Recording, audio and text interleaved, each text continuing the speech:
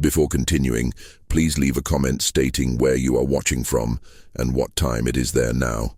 This small detail helps to keep stories like this alive.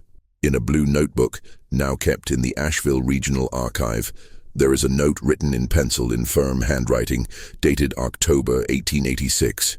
It takes up no more than 3 lines, but carries a weight that has spanned generations. 24 travelers entered the Blue Ridge Clan Valley. None returned. Only lantern smoke was seen the next morning. This record marks the beginning of one of the strangest collective disappearances documented in the Blue Ridge Mountains, on the border between North Carolina and Tennessee, in a region of ancient trails, narrow valleys, and communities isolated by terrain and silence. The travelers were not a single group bound by blood ties. They were men and women from different parts of the countryside, brought together by necessity and opportunity. Some were heading to fall fairs, others were looking for temporary work in sawmills. There were also 2 brothers who intended to reach the west, where rumors of cheap land still circulated among the poorest. Their names appear scattered in boarding house lists, toll records, and notes from local merchants. None of them were famous. None of them seemed destined to become part of a historical archive. The route they chose was not the safest, but it was the shortest. It cut through a stretch known as Frost Creek Valley, a cold fold between high mountains, where the sun was slow to touch the ground and the fog often lingered even after dawn. There lived a small family group, known in the records as the Blue Ridge Clan, an unusual surname associated with an old reinforced log cabin built near a rock formation that locals called the Frost Room. The clan rarely appeared in official documents. They paid their taxes late. They did not attend local church meetings. Still, they were tolerated. They offered simple shelter to travelers in exchange for small amounts of money, food, or tools. In regions like this, hospitality was less a moral virtue and more a currency of survival. Contemporary accounts describe the place as austere. The main cabin was partially buried in the hillside, protected from the wind. There was always a slight smell of smoke in the air, coming from lanterns kept lit even during the day because of the low natural light in the valley. The silence there was not absolute, but constant, interrupted only by the distant sound of water running between rocks and the slow creaking of tall trees. On the afternoon of October 17th, the travelers were last seen descending the Frost Creek Trail. A merchant noted in his cash book the sale of enough kerosene for more than 20 lanterns. A local boy claimed, years later, to have counted exactly 24 people passing along the narrow road, some tired, others talking quietly, as if already anticipating a difficult night. The records stopped there. The next morning, a local hunter found the trail empty. No wagons, no animals, no recent footprints other than the muddled marks from the night before. Only one thing caught his attention. A thin column of dark smoke still hung in the air above the Blue Ridge Clan's cabin, as if lanterns had been extinguished just moments ago. Too late to explain, too early to understand. When the first official documents were gathered, one specific detail began to repeat itself in an unsettling way. There were no signs of struggle, fire, or hasty escape, only silence. And in the oldest reports, a recurring phrase, always written differently, but with the same meaning: the ice room was locked from the inside. This was the first strange element in the files. It was also the exact point where the story ceased to be just an ordinary disappearance and became an enigma that, to this day, remains unanswered. The documents gathered after the disappearance allow us to reconstruct, with some accuracy, who those 24 people were before they became just a number in yellowed reports. They had not been traveling together from the beginning. The group formed gradually, as was common at the time, along the trails that cut through the interior of the mountains. Each new stretch traveled increased the chances of finding someone willing to share the journey, reduce risks, and break the silence of the isolated roads. Among them were seasonal workers accustomed to the harshness of the region, a blacksmith who had been unemployed after the closure of a small mine, a widow who took her 2 teenage nephews with her, registered as helpers at a frontier sawmill, a young couple who had sold almost everything to try to start over in another city. In the records there are brief, almost bureaucratic descriptions, but enough to reveal fatigue, restrained hope, and a silent acceptance of precariousness. The Blue Ridge Mountains at that time were less a destination and more an obstacle. Narrow trails, sudden changes in weather, and a succession of valleys where communication with the outside world practically disappeared. Local communities learned to survive closed in on themselves. Strangers were viewed with caution, but they also represented opportunity. Each traveler meant exchange, information, some money circulating.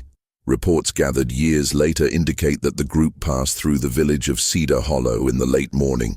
They ate stale bread, drank weak coffee, and asked about shelter for the following night.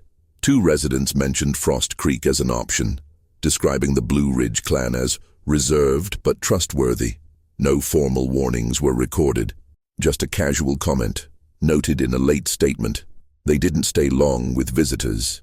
Throughout the afternoon, the group advanced slowly. The trail descended, and the temperature dropped noticeably, even by fall standards. The tall trees filtered the light, creating long, steady shadows. According to one of the last indirect records made by a tax collector who crossed paths with them in the opposite direction, the travelers spoke little. Fatigue was beginning to set in. Still, there were no signs of fear. The valley was familiar, hostile perhaps, but not unknown.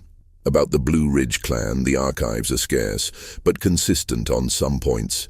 It was an extended family, living there for at least 2 generations. The patriarch, already deceased at the time of the disappearance, is cited as the builder of the cabin and responsible for adapting the nearby rock formation, originally used as a natural pantry to preserve food. It was called the Ice Room, a cold chamber partially excavated in the rock, closed by a heavy reinforced wooden door. Local residents reported that on colder nights, the clan kept lanterns lit inside and outside the hut, not for comfort, but out of habit. The constant smoke was seen as a sign of presence, a kind of silent warning that the place was occupied. None of these practices, taken individually, caused any surprise. However, some details emerge in the testimonies with the benefit of hindsight. One woman stated that the clan avoided being seen after dark. A former mailman reported that, when approaching the cabin once, he heard muffled voices coming from inside, but no one answered, even with the light visible. Another resident mentioned that he had never seen children leave the hut, even though he knew that at least 2 lived there. On the night the travelers arrived in Frost Creek, the weather was stable. It wasn't raining. There was no strong wind. The conditions would not justify a sudden change of plans. Everything indicates that the group accepted the shelter offered. This conclusion appears indirectly, based on the kerosene purchased, the time they were last seen, and the fact that none of them were observed continuing along the trail.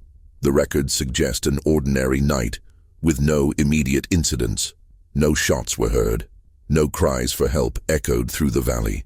The silence of that night was described as too normal by a resident who lived less than a kilometer away. This is perhaps the most disturbing aspect of the context. There are no clear signs of disruption, no warning, no documented resistance. Only the assumption that at some point between nightfall and dawn, something changed definitively, without leaving visible marks, without provoking an external reaction, without direct witnesses. And it is precisely in this invisible interval between a seemingly ordinary night and an inexplicably empty morning that the archives begin to become more fragmented and more disturbing. The reconstruction of the night of the disappearance is not based on a single account, but on scattered fragments, times noted down without investigative intent, descriptions made years later, indirect marks preserved in administrative papers. It is from these gaps that historians have cautiously attempted to reconstruct what may have happened between the moment the travelers crossed the threshold of the cabin and the instant the valley awoke empty. Twilight came early in Frost Creek. The high mountains swallowed the light even before the sun disappeared completely. That night, the temperature dropped gradually, not abruptly. The cold was constant, penetrating, but predictable for those who lived in or traveled through the region. The travelers, according to the standards of the time, would have settled down near the fire, shared simple food, and prepared to sleep in improvised shifts, as was common in shared shelters. The interior of the cabin, as described in a later inventory, had only 2 main rooms. The larger space served as a common area. The smaller one, closed by a thick door, gave access to the adapted rock formation, the so-called ice room. It was not a room in the traditional sense. There were no beds there, only rustic shelves, iron hooks, and the constant cold that kept meat and roots preserved for weeks.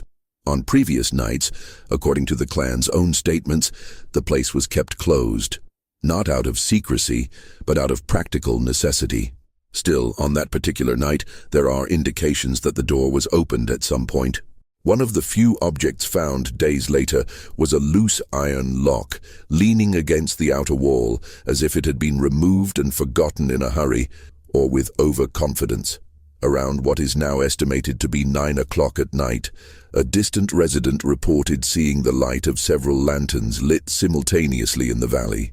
It was not unusual, but it drew attention because of its intensity. The smoke rose thickly, almost motionless, indicating little wind. The silence remained intact. No singing, no discussion, no external movement. What happened next is not described directly anywhere. There is no record of fights. There is no mention of escape. There are no traces of blood, dragging, or fire. What the documents suggest is something more gradual and perhaps because of this more difficult to understand. An inspection report made weeks later mentions shoe marks inside the cabin, concentrated near the door of the ice room. They were not marks of a struggle, but of permanence, as if several people had been there long enough for the dirt floor to be unevenly compacted. The same report notes that the interior of the chamber was exceptionally cold, even by the standards of the region and the season. Historians have put forward cautious hypotheses: a makeshift shelter from the extreme cold, a collective move to protect supplies, a decision made quietly, without apparent urgency. The problem is that none of these hypotheses explains what came next. At some point in the early morning, all the lanterns were extinguished. Not broken, not knocked over, simply extinguished. The wicks found were burned evenly, as if they had been manually turned off. The last smoke seen at dawn indicated that this had occurred a few hours before the discovery. When the sun began to touch the treetops, the valley was motionless. A hunter passing by on the trail noticed the absence of any human sound. He approached cautiously. He called out. There was no response. He pushed the cabin door, which was unlocked. The interior appeared intact, but strangely organized. Travel bags lined up, boots drying near the extinguished fire. No sign of haste. The ice room was found closed. The door showed signs of recent use. The lock, however, was not engaged from the outside. When forced open with the help of other residents, it revealed an empty interior. No bodies, no personal belongings, no obvious signs of prolonged stay. Only the intense cold and a faint smell of kerosene mixed with the mineral odor of the rock. 24 people had disappeared within a space bounded by mountains, known trails, and few exit routes. No recent footprints were found other than those made the night before. No evidence indicated collective movement after dawn. It was as if, at some point in the early hours of the morning, the travelers had simply ceased to occupy the physical space, without noise, without resistance, without visual record. The most disturbing detail, recorded in an almost bureaucratic manner in the final report, appears in the last paragraph. There are no signs of the ice room door being opened from the inside after closing. This meant that if someone had entered there, they did not leave. This was the last confirmed evidence. It was also the point at which any attempt at logical reconstruction began to face an uncomfortable limit, not because of what the documents reveal, but because of what they refuse to explain. The reaction to the disappearance was not immediate. In the early days, the assumption of delay prevailed. Travelers often changed routes without warning. Trails were abandoned as the weather changed. Still, as the silence lingered and none of the 24 names reappeared in passage records, the case began to gain weight among local authorities. The first formal inquiry was conducted in a restrained, almost reluctant manner. The region lacked resources, and isolated disappearances were not uncommon. What made this episode different was its scale and the total absence of traces. 24 people did not disappear together without leaving any noticeable traces, especially in a valley surrounded by trails informally monitored by hunters, loggers, and long-time residents. Statements began to be taken. The answers were vague, often contradictory. Some claimed that the Blue Ridge clan had left the valley days earlier. Others swore they had seen them going about their business as usual after the disappearance. A farmer reported hearing voices in the early hours of the morning, but could not say for sure whether they came from the cabin or echoed from elsewhere in the valley. None of this information could be confirmed. When the clan members were finally located weeks later, they were dozens of miles away, temporarily staying in another mountain community. They claimed to have left Frost Creek before the travelers arrived for family reasons. They showed no surprise at the news of the disappearance, only discomfort. Their statements were short, to the point, and always ended with the same phrase: "We didn't see anyone come in that night." The authorities found it difficult to move forward. There were no bodies. There were no obvious signs of a crime. There were no direct witnesses. Without material evidence, the case could not be formally treated as a homicide. Still, the discomfort remained recorded in the reports, noticeable in the vocabulary used: irregular situation, unusual circumstances, inexplicable absence. Small traces began to be reinterpreted over time. A piece of fabric stuck to a bush, initially dismissed as ordinary trash, became associated with one of the travelers. A buckle found near the stream was listed as possibly belonging to the group. None of these items, taken alone, provided answers. Together, they only reinforced the feeling that something had been abruptly interrupted. Rumors arose almost as a collective necessity. Some spoke of internal conflicts among the travelers. Others suggested that the group had voluntarily dispersed, fearing the extreme cold. There were those who insinuated negligence on the part of the clan, perhaps a fatal error involving the ice room and poor ventilation. This last hypothesis was even discussed in a rudimentary technical report, but was dismissed due to a lack of compatible physical evidence. The emotional impact spread beyond the immediate region. Families began sending letters. Some arrived months later, others years later. They asked for specific names. They described clothing, scars, habits. None received a definitive answer. Many of these documents still exist, stored in folders without clear identification, like requests that never found their recipient. Over time, the case was officially closed as a collective disappearance without conclusion. The Frost Creek cabin was abandoned shortly thereafter. The ice room remained closed. Residents avoided the site, not out of overt fear, but out of a kind of silent agreement that the valley should not be reoccupied. The harshest revelation, recorded only decades later by a regional historian, brought no solution, only humanity to the mystery. According to him, what made the case unbearable was not the lack of explanation, but the realization that everyone involved acted within the normality of the time. No one fled. No one warned anyone. No one noticed the exact moment when something went wrong. The disappearance was not accompanied by visible violence, nor by any recognizable extraordinary event. It was a slow, administrative human erasure. 24 lives dissolved amid incomplete reports, faulty memories, and trails that time has erased. And perhaps it was precisely this normality, cold, silent, and plausible, that condemned the case to official oblivion, even as it continued to haunt, discreetly, the archives and the consciences of those who dared to reread them. Decades later, when most of the direct witnesses had died and Frost Creek Valley had become just a forgotten name on old maps, a local researcher decided to revisit the case. He wasn't looking to solve the mystery. He knew that was no longer possible. What drove him was something else: understanding how a disappearance of that scale could occur without leaving deep marks on official history. He spent months among dusty archives, reading letters that were never answered, hastily written reports, and marginal notes made by men who had no idea they were recording something unusual. The feeling he described in his diaries was that of walking through an empty space, where everything seemed to have been removed with excessive care, as if time had learned to erase without making a sound. The researcher noted that no document treated travelers as complete individuals. They were always numbers, functions, isolated surnames, workers, widow, brothers, couple.